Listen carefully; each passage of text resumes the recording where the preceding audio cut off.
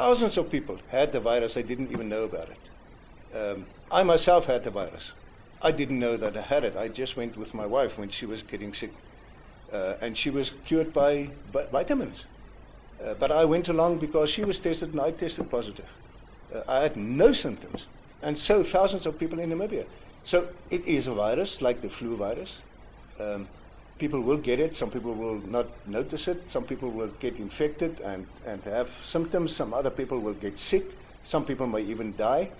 So man-made or not man-made, that's not the point. The point is it was taken to the extreme for dubious reasons. With Namibia recording over 12,000 positive COVID-19 cases and more than 100 deaths reported by the Health Ministry thus far, the leader of the RP party, Henk Mudge, has claimed that the coronavirus pandemic, which has caused over 1 million deaths globally, is a worldwide conspiracy planned by the global elite to establish a one-world order.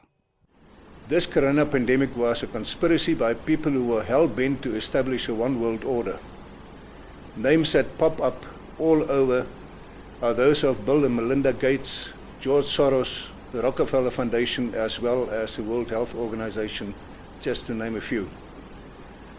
Since the so-called coronavirus was identified as this very deadly virus, governments all over the world were made to believe by the so-called experts of the WHO and other doctors and scientists, who were obviously heavily influenced by the WHO, that this unique virus will kill millions of people and that certain measures need to be imposed to save the lives of citizens. Many doctors and scientists all over the world have issued well-researched academic papers questioning various aspects of this COVID-19 virus, but they were ridiculed by the mass media and made out to be spreading fake news. Their videos were even taken off YouTube, Facebook, and other social platforms. And one can ask, is that what we call freedom of speech that we all fought so tirelessly for?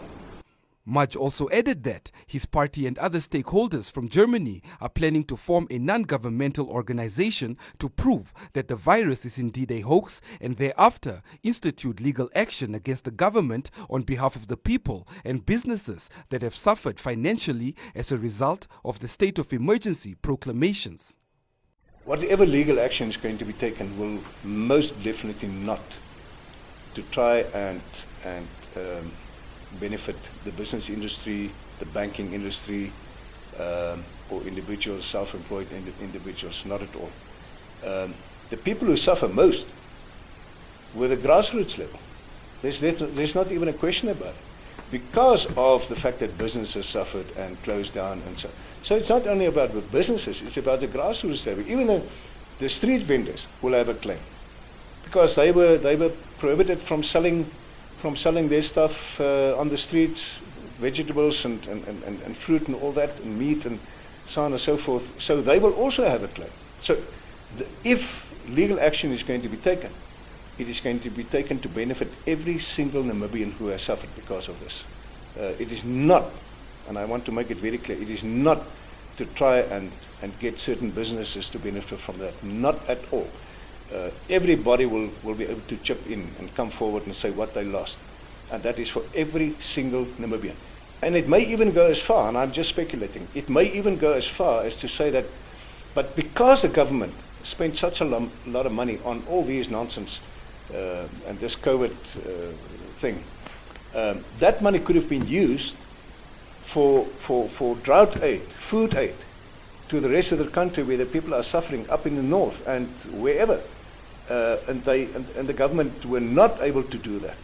Besides the RP party threatening to take legal action against the government over the way it responded to the pandemic, the government has also been under severe pressure from the private sector to open up the borders and save the economy from the impact of COVID-19.